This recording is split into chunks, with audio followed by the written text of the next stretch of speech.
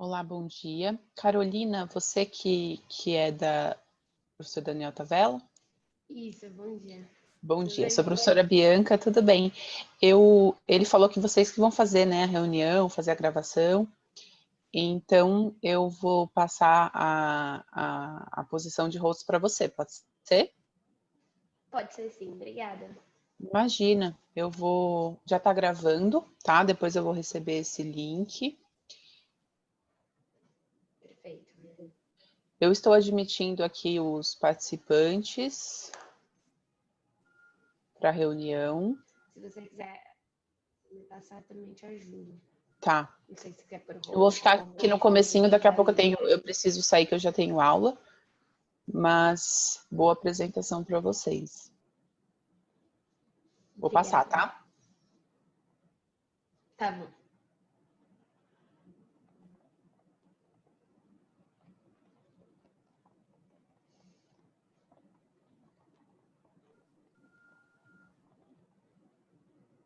Já apitou aqui Oi? já. Obrigada, Bianca. Perfeito, obrigada. Boa Foi, reunião. obrigada. Vou ficar aqui no comecinho. Tá bom. Vou esperar o pessoal entrar, então.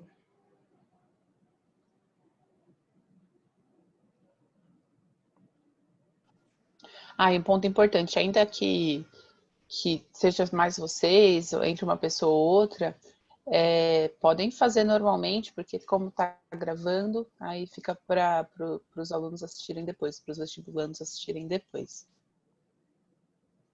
Ah, beleza, obrigada. Tá Então, bom? acho que a gente pode dar, assim, 5 minutinhos para ver se o pessoal entra, né? E aí, senão a gente começa? Pode ser.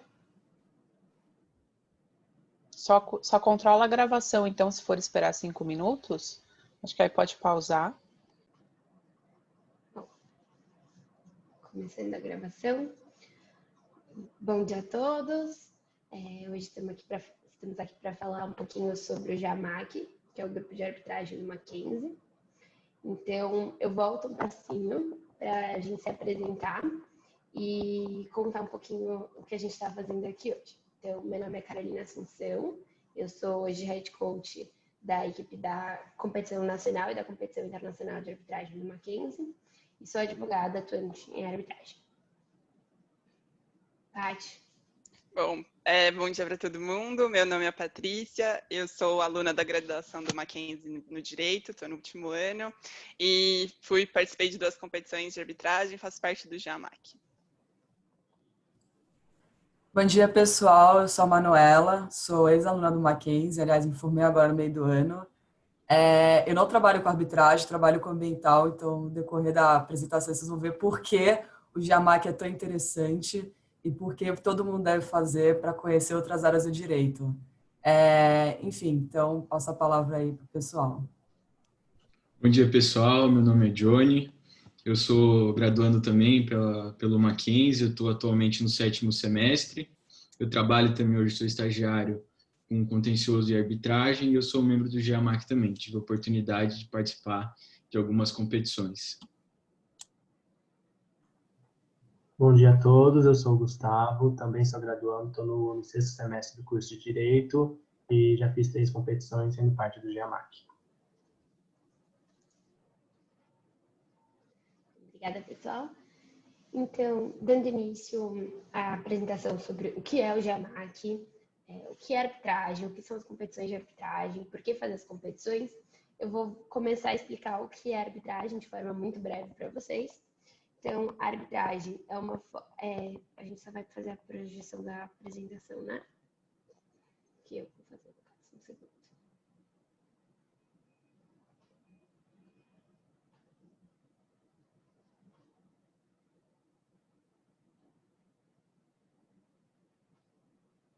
Aparece para vocês? Aparece, Cá, só não está no modo de apresentação.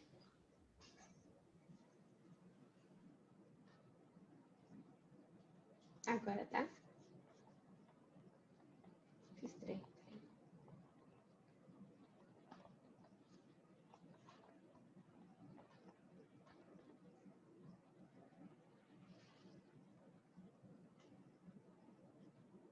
Agora foi? Agora foi.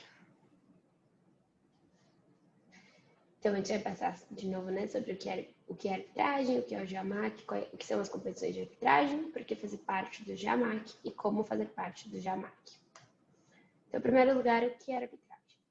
A arbitragem é um método adequado de solução de conflitos, em que as partes, elas conferem a pessoas, a uma ou mais pessoas, poderes para decidir uma controvérsia que elas têm.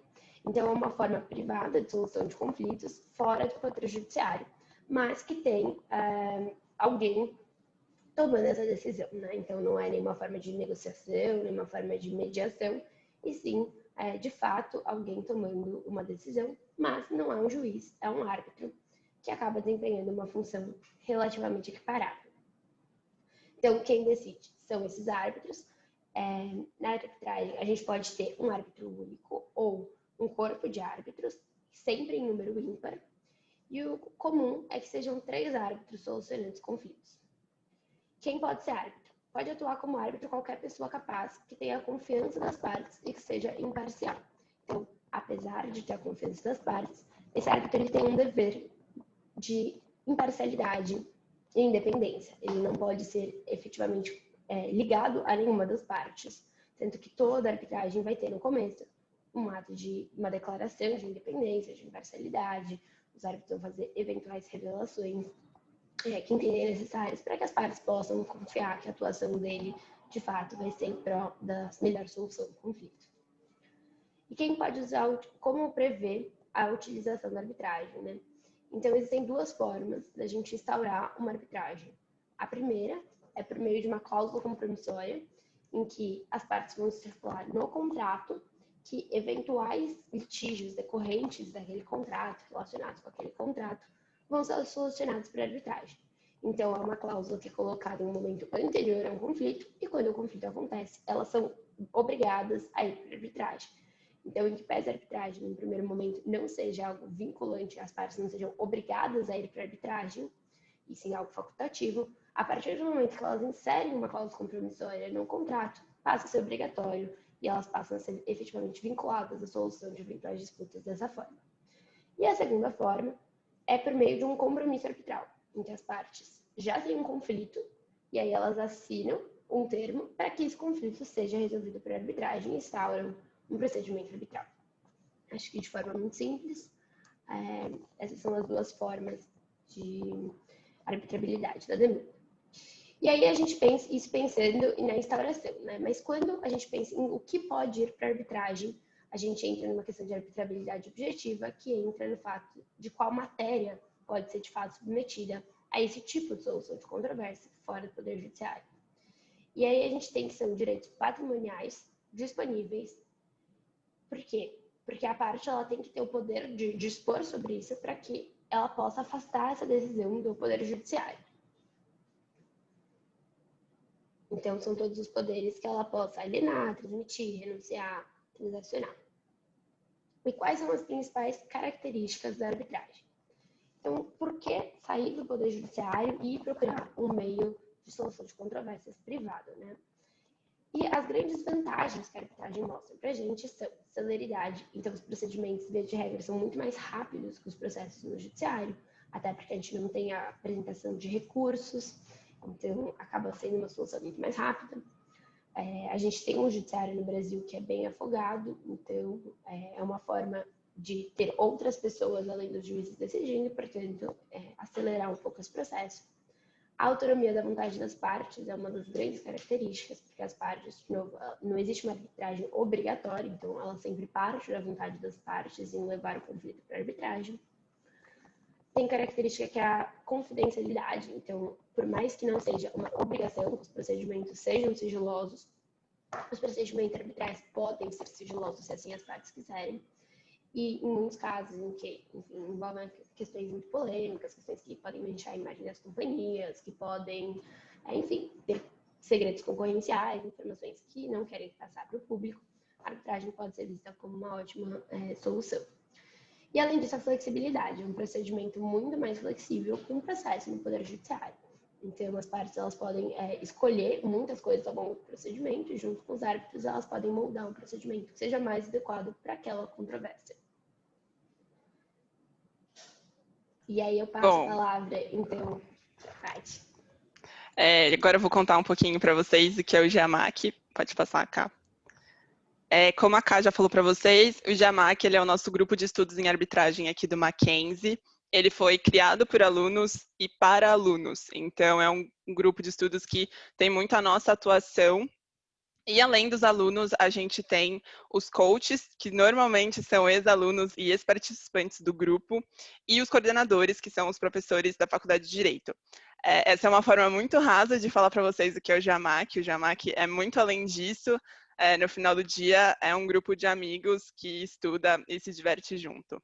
Pode passar, Cá. E o que é mais forte no GEAMAC para a gente são as competições de arbitragem. Então, a gente tem equipes que participam dessas competições. E o que são elas? Bom, essas competições, elas são simulações de audiências de arbitragem. Daqui a pouco vocês vão ter uma simulação para vocês conseguirem entender melhor, mas basicamente a gente tem dias lá que as pessoas vão presencialmente. Agora, esse ano foi tudo online, mas geralmente vão presencialmente. Então, a gente tem uma equipe que vai representar os advogados de uma das partes e outra equipe que vai representar os advogados da outra parte e o tribunal arbitral. A competição é feita baseada num caso fictício. E o GEAMAC ele participa de duas competições que são as mais tradicionais. A primeira delas é a competição da Camarb, que é a nossa competição nacional, e a segunda é o Vismut, que é a nossa competição internacional. Amanhã a gente vai ter um painel só sobre o Vismut, então não deixem de comparecer, e hoje a gente vai tratar especificamente da Camarb. Pode passar, Cá. Então, bom, como eu falei para vocês, a Camarb e as competições, elas são simulações de arbitragem, mas desconsiderando o único dia em que os dias lá que acontece a competição, a gente tem toda uma preparação. Então, a gente divide a competição em duas etapas. A primeira delas é a fase escrita. Nessa fase escrita, a gente já tem a equipe montada e a gente recebe o caso da Camarb, que é a organizadora da competição, e a gente começa a estudar esse caso. Então, a gente tem reuniões semanais em que a gente vai fazer todo esse estudo, a gente vai começar a fazer um brainstorming, pensar quais argumentos que a gente pode usar para defender esse lado, quais são os fundamentos. Então, a gente tem toda a ajuda dos coaches, que já são advogados, e a gente sai dessa reunião, a gente faz pesquisa, vai em livro, vê se dá para argumentar aquilo que a gente quer, e vai fazendo todo esse processo que é muito legal. Você começa a aprender realmente como pensar, como o advogado pensa, e a gente faz tudo isso para escrever os memoriais, que são o que a gente chama são as nossas petições, que no direito, basicamente, a gente coloca no papel os fatos do caso e as razões, os argumentos do porquê que o nosso cliente está certo. Na competição, a gente faz isso para os dois lados, requerente e requerida. E quando acaba todo esse processo, que a gente já tem lá fundamentado tudo, o que a gente vai defender, a gente peticiona isso e começa a fase oral. Então, na fase oral, como eu falei para vocês, a gente tem aquela simulação de uma das equipes representam os advogados de uma das partes e outra equipe as outras. Então, na fase oral, basicamente, a gente vai treinar os alunos que vão ser o que a gente chama de oradores. Então, eles vão ser as pessoas que, normalmente são dois alunos, que vão dois alunos para representar cada um dos lados, então podem ser 4 alunos que vão ser oradores no total. Então, eles vão ser as pessoas que vão lá no dia da competição e vão fazer toda essa exposição, contar um pouquinho dos fatos, falar um pouco dos argumentos. E a fase oral, ela é uma fase, particularmente, a minha favorita. A gente se encontra vários dias da semana para treinar esses oradores. Então, a gente treina tudo que eles vão falar, que é o que a gente chama de speech, que vai ser a exposição deles. A gente pesquisa muito mais a fundo os argumentos que a gente já tinha feito na fase escrita. A gente continua fazendo brainstorming, pensar, putz, será que esse argumento é realmente bom? E fica pensando isso, e treinando eles, e ajuda eles com postura corporal, com a fala deles. Então, é uma fase muito construtiva. E a gente aqui também começa a treinar com outras equipes. Não mencionei para vocês, mas quem participa da competição são equipes do Brasil inteiro, de todas as faculdades, e alguns escritórios de advocacia também. Então, na fase oral, a gente já começa a fazer alguns treinos com essas equipes, a gente já vê argumentos que as outras equipes estão trazendo, a gente já começa a pensar em como rebater. Então, é uma fase muito, muito bacana, e vocês vão ter a oportunidade em breve de ver os meninos fazendo essa simulação. E como eu tinha falado com vocês, a competição ela acontece presencialmente, né, fora de épocas de pandemia. Tradicionalmente ela é em São Paulo, mas a gente também tem as pré-competições e tem normalmente tem 3 maiores, que é em Curitiba, Rio de Janeiro e Brasília, então às vezes as equipes viajam também, vão fazer essas pré-competições, encontram os alunos das outras equipes, então é um momento muito bacana. E, enfim, agora eu vou dar a palavra para a Manu, para ela continuar a nossa exposição.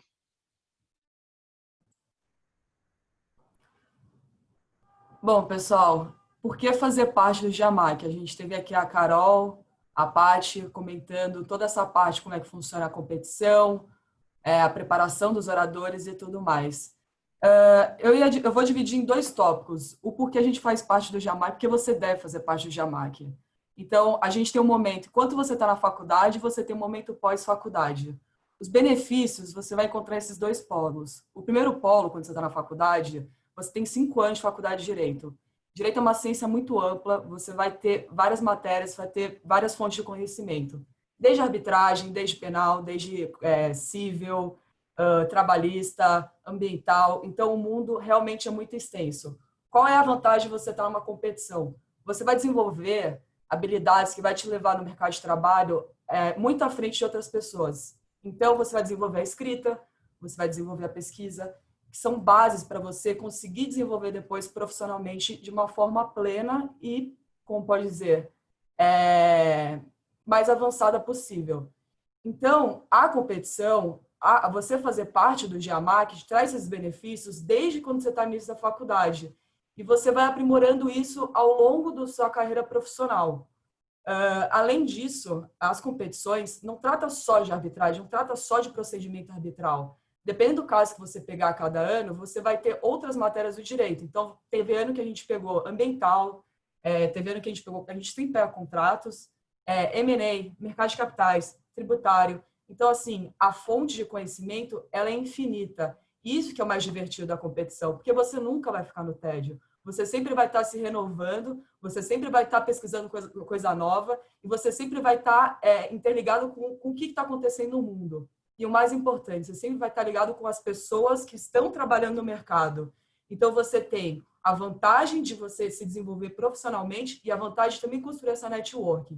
Isso é quando você está na faculdade. Qual é a vantagem do pós-faculdade? Você continua tendo um vínculo com a faculdade, porque, enfim, só quem sabe, quem fez 5 anos de Mackenzie ou está aí fazendo Mackenzie, sabe o amor que é ser mackenzista. Então, dá um gosto você ter uma desculpa de você conseguir voltar na faculdade, você conseguir ir lá ver o pessoal, você conseguir ver seus amigos, ver seus antigos professores. Isso é a melhor coisa que tem. E você poder contribuir de tal forma. Porque no final do dia, quando vocês fizerem parte das competições, e espero que vocês façam parte, vocês vão ter tanta gratidão, vocês vão ter tanto amor pela essa oportunidade que a faculdade te deu, que você vai ter o prazer de poder contribuir e passar o bastão para outras pessoas. Então, os benefícios de fazer parte do GEAMAC, eu podia estar aqui contando para vocês fazer um mestrado, quais são os benefícios do GEAMAC. Eu posso falar para caramba. Mas é claro, sempre tem o lado negativo, só que eu diria que essas externalidades, elas acabam sendo diluídas com tanto benefício que tem. Então, por exemplo, você às vezes vai ter que abrir mão de algumas coisas para fazer parte do grupo, porque sim, é um trabalho intenso, sim, é um trabalho que demanda tempo. Só que, olha, o quanto você vai ter de benefício por isso, você nem vai perceber a parte negativa, porque você vai se sentir tão por dentro do grupo. Então, no final do dia, eu acho que a melhor parte da faculdade, para mim, eu que já estou formada, foi fazer parte do GEAMAC. Eu não estaria onde eu estou, eu não estaria trabalhando onde eu estou, eu não estaria convivendo com as pessoas que eu convivo se eu não tivesse feito parte do GEAMAC. Então, eu sou grata, agradeço muito e continuo vindo aqui falando e prosperando qual os valores que esse grupo tem, porque eu acho que a faculdade de Direito, a melhor parte dela é você participar desses grupos de estudo. E eu me achei no GEAMAC. Se você não se achar no GEAMAC, vai ter outros grupos, mas se eu fosse dar o primeiro shot, eu daria no GEAMAC. Então, enfim, corram atrás, vão se informar, participem das competições, não importa se você não é orador, se você vai só ficar na parte escrita, o importante é você estar com o pessoal, é você se inteirar e você continuar estudando direito, porque a matéria é infinita e não tem outra forma mais divertida de você estudar sem você não estar com seus amigos. Tudo fica muito mais fácil.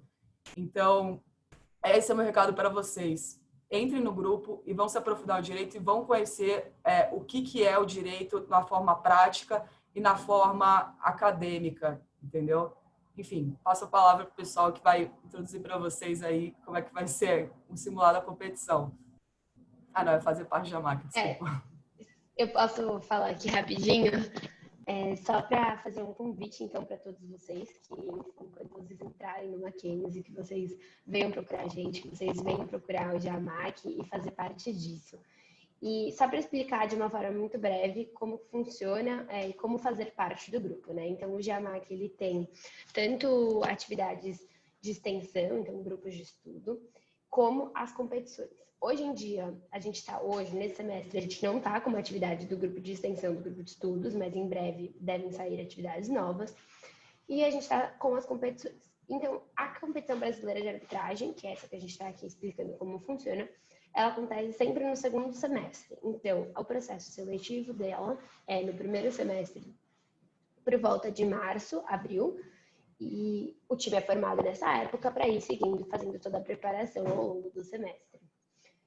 E como fazer parte? Então, a gente tem um edital do Mackenzie que fica disponível.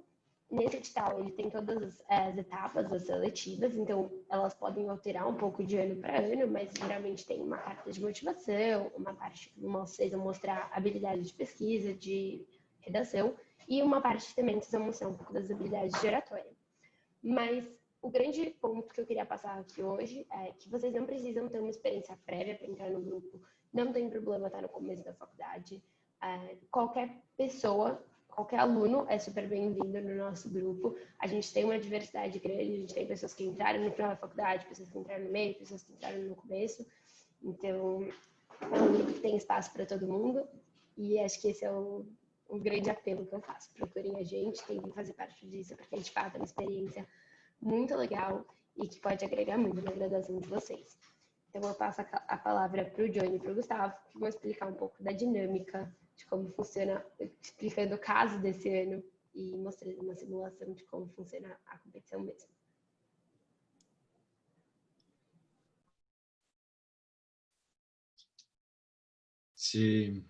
Ótimo. Então, bom dia, pessoal, novamente, né?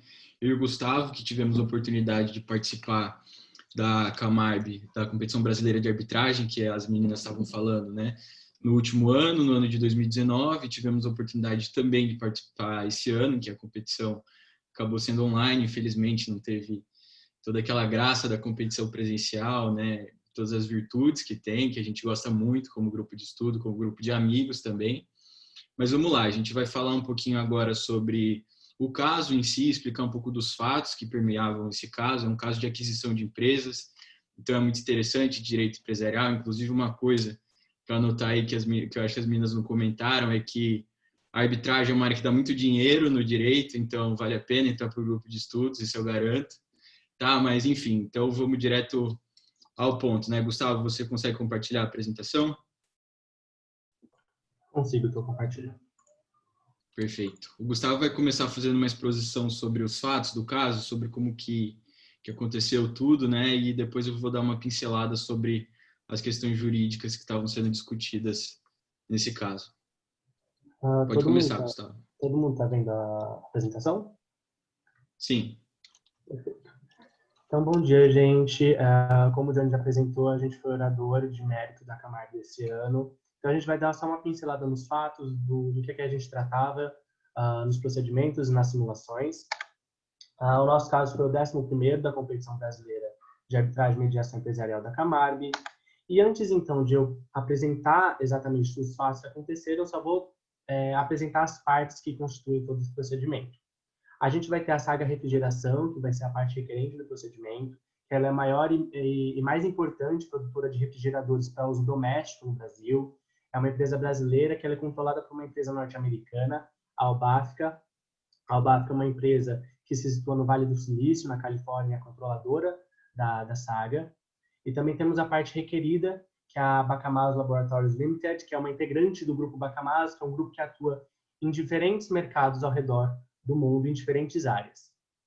A Bacamazo, ela era controladora da Camus Processamento e Refrigeração S.A., que é uma fabricante brasileira de refrigeradores para uso industrial no Brasil, e ela também era controlada pela Bacamaso.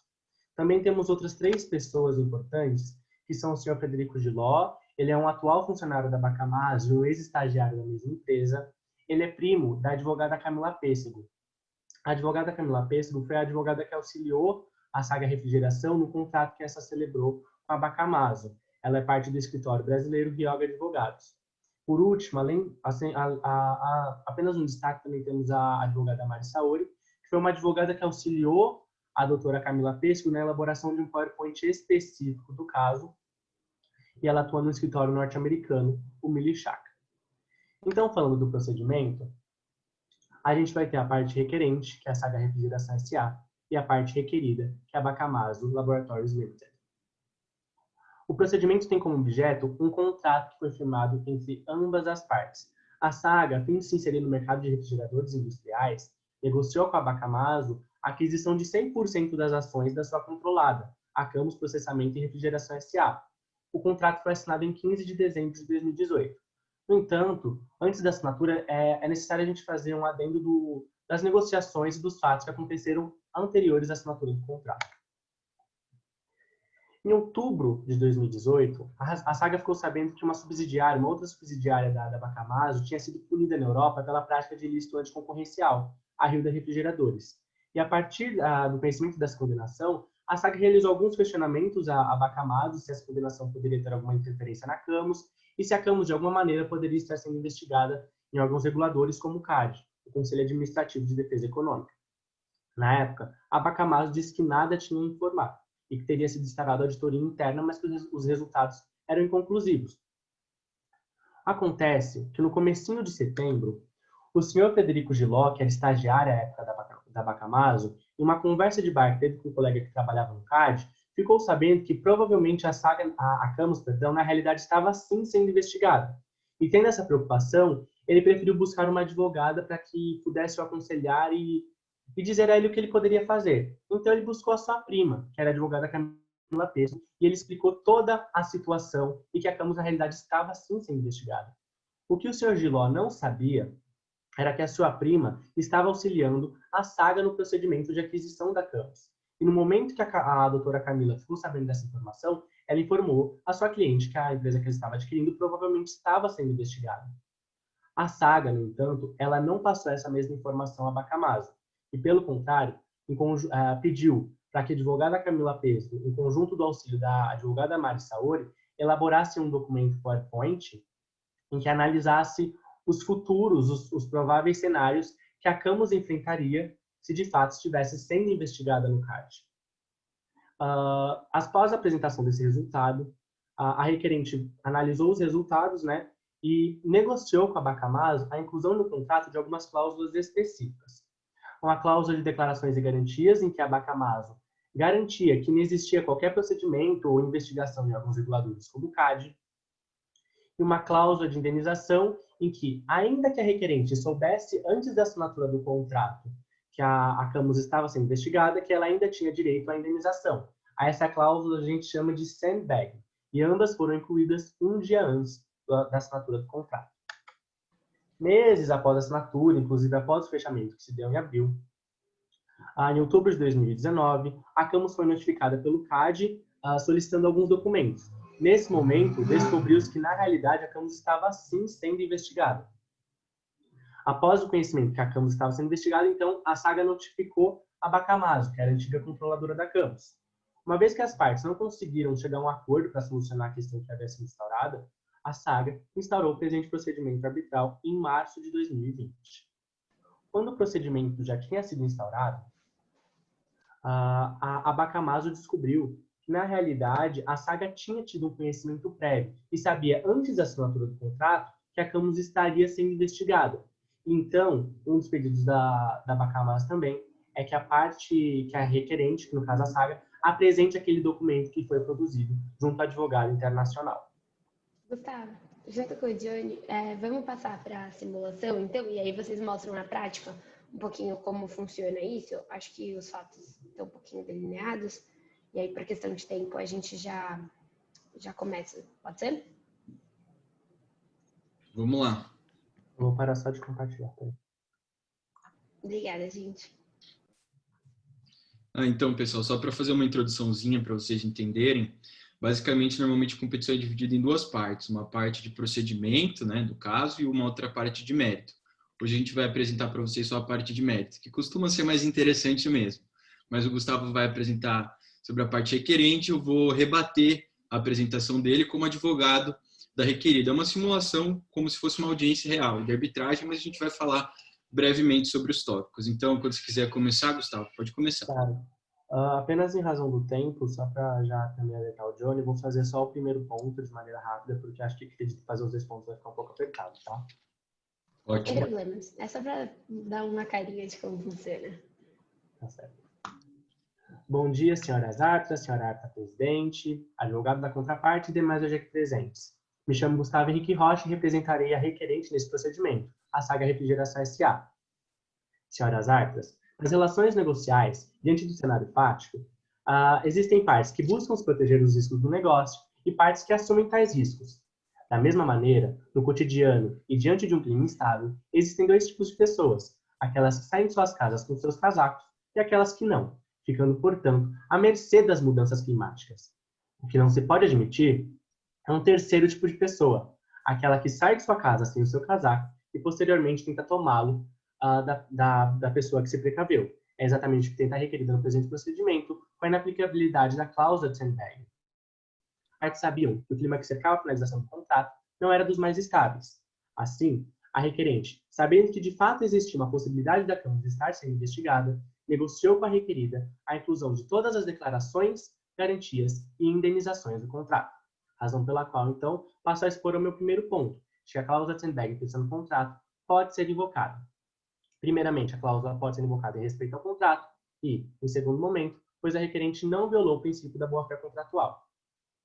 Senhoras árbitras, o contrato é expresso. A requerida declarou e garantiu a inexistência de procedimentos administrativos ou investigações em órgãos reguladores, em órgãos como o CAD. E também garantiu o seu dever de indenizar a parte requerente caso tais declarações prestadas estivessem incorretas, ainda que a parte requerente tivesse um conhecimento prévio quanto à falsidade dessas declarações e garantias. Trata-se, portanto, de uma alocação de risco definida pelas partes. A requerida é uma parte experiente, inclusive atuante no mercado nacional e internacional. No passado, uma de suas subsidiárias, a Hilda Refrigeradores, já foi penalizada na Europa pela prática de ilícitos anticoncorrenciais. Ainda assim, no contrato com a requerente e estando assessorada, a requerida concordou com a inclusão, declarando a inclusão das declarações e garantias e declarou a inexistência de procedimentos em curso ou ameaçados. É, portanto, uma alocação de risco que deve ser respeitada. Ademais, não há que se falar que a requerente agiu em contrariedade ao princípio da boa-fé contratual. Isso porque, tanto a inclusão das declarações e garantias quanto a inclusão do sandbagging se deu em razão de uma soma de fatores. Soma de fatores desde os questionamentos prévios realizados pela requerente até as respostas inconclusivas fornecidas pela requerida. Em setembro de 2018, no início do processo dos procedimentos de auditoria interna, do procedimento de due diligence, a requerente realizou alguns questionamentos à requerida quanto à existência de inquéritos ou procedimentos em órgãos reguladores. Em um primeiro momento, a requerida disse que nada tinha a informar. No entanto, após o conhecimento da requerente quanto à condenação da Hilda na Europa e após a realização de novos questionamentos, a requerida colocou que havia sido instaurada a auditoria interna na Camus, mas que o resultado havia sido inconclusivo. Ou seja, nem a própria requerida sabia se sua empresa controlada à época estava sendo investigada ou não. Ademais, falando então especificamente do rumor passado pelo Sr. Frederico Giló, de um dos rumores passados pelo Sr. Frederico Giló, nota-se, após a conversa que o Sr. Frederico teve com seu colega Carlos Figli, esse, em uma conversa de WhatsApp, contou toda a situação à sua prima, a advogada Camila Pesca. No entanto, contou de maneira totalmente incerta, de maneira que era apenas um rumor e não um conhecimento prévio da requerente quanto às investigações envolvendo a Camus. Em sua conversa, ele informou que seu colega teria visto o nome Camus em um documento no CAD. E após o questionamento da advogada se a Camus estava sendo investigada, o Sr. Giló não saberia dizer. Sempre foi uma informação incerta. E sendo uma informação incerta, não há que se falar em conhecimento prévio. Senhoras árbitras, friso, A inclusão da cláusula de declaração e garantia se deu em razão de uma soma de fatores. A requerente sempre realizou questionamentos, sempre se mostrou preocupada. Uma subsidiária da Bacamazo já havia sido penalizada na Europa. As respostas fornecidas pela própria Bacamazo foram inconclusivas. E, no final das contas, de fato, existe um rumor que permeava o nome Campos. E é em razão dessas questões que teve a inclusão das declarações e garantias de Sandbag no contrato. Ante o exposto, gostaria de reiterar os pleitos da requerente para que este tribunal arbitral aplique a cláusula de Sandbag no contrato. Obrigado. Dr. Johnny, você tem a palavra. Muito obrigado, senhora presidente. Senhora presidente, senhoras árbitras, procurador da contraparte e demais que nos acompanham hoje. Bom dia, meu nome é Johnny Clemes e representarei a requerida na parte de mérito do presente procedimento arbitral. Senhoras árbitras, é muito fácil sair de casa de casaco quando já se sabe da existência da alteração climática. E é por isso que essa arbitragem diz respeito a uma conduta completamente oportunista por meio da parte requerente. Isso porque a parte requerente teve acesso a uma informação privilegiada durante as negociações do contrato e se utilizou dessa informação privilegiada para incluir a cláusula de sandbagging no contrato, que, vejam, lhe daria acesso a uma indenização, mesmo que já soubesse da incorretude de cláusula de declaração e garantia no contrato. Sendo assim, passarei a expor meu primeiro ponto, de que a parte requerente não pode invocar a cláusula de sandbagging para pleitear a indenização pela existência de um inquérito no CAD. Sendo assim, é necessário esclarecer, primeiramente, que, de fato, pela inclusão da cláusula de sandbagging e da cláusula de declarações e garantias, cuja solicitação foi feita pela parte requerente na véspera da celebração do contrato, a minha cliente declarou e garantiu pela inexistência de inquéritos ou de eventuais inquéritos contra práticas anticoncorrenciais contra a Bacamazo. No entanto, ao contrário do alegado pelo procurador da parte requerente, esta inclusão não se deu em razão de uma soma de fatores. Esta inclusão se deu por conta do conhecimento prévio da requerente acerca da já existência de um inquérito no CAD. Ou seja, é possível até mesmo falarmos que ela literalmente cavou uma indenização no contrato, já sabia da incorretude da cláusula e colocou uma cláusula de indenização para que pudesse valer dessa indenização. A verdade é que a requerente busca valer-se de sua própria torpeza. E passaria a demonstrar, então, que essa estipulação contratual, apesar de, no nosso ordenamento jurídico brasileiro, ser defendido o respeito à alocação de riscos, nesse caso, em específico, a alocação de riscos não pode ser respeitada. Porque, primeiro, ela foi pactuada mediante dolo, e segundo, porque ela é contrária à boa-fé objetiva que deve permear os contratos. Em relação ao meu primeiro ponto, que diz respeito ao dolo, destaca-se o artigo 147 do Código Civil Brasileiro, que impõe aquela parte que age com uma intenção omissiva para se privilegiar em um negócio, está incorrendo em dolo. Esse dolo, previsto no artigo 147 do Código Civil, também cumulado com o artigo 171 do Código Civil Brasileiro, leva à invalidação de qualquer negócio jurídico que tenha sido pactuado mediante dolo. Vejam que no presente caso, a parte requerente tinha acesso a essa informação, omitiu intencionalmente essa informação da minha cliente e colocou a cláusula para se valer de uma indenização no contrato. Agiu, portanto, com dolo, pelo que, em primeiro lugar, a cláusula sandbag deve ser invalidada. Em segundo lugar, há que se notar o artigo 422 do Código Civil Brasileiro, que estipula que as partes devem guardar pela probidade e pela boa-fé, tanto durante as negociações quanto durante a conclusão dos contratos. E esse regime se aplica a todos os contratos do Código Civil Brasileiro, incluindo os contratos de compra e venda, como no presente caso, um contrato de compra e venda de empresa. No entanto, esse parâmetro da lealdade, da boa-fé entre as partes, não foi observado pela parte requerente, justamente porque buscou se valer de uma informação privilegiada para que pudesse ter acesso a uma indenização. Tendo sido demonstrada tanto a incidência, no presente caso, do dolo omissivo, quanto da contrariedade à boa-fé objetiva, a requerida pleiteia que o tribunal arbitral não dê provimento ao pedido da parte requerente para que possa invocar a cláusula sandbagging. Em primeiro lugar, porque a cláusula é inválida. Em segundo lugar, porque a contrariedade à boa-fé objetiva leva à ineficácia desta cláusula que foi incluída na véspera do contrato, maliciosamente, pela parte requerente. Sendo assim, agradeço a atenção que me foi dispensada pelo Tribunal Arbitral. Obrigada, meninas.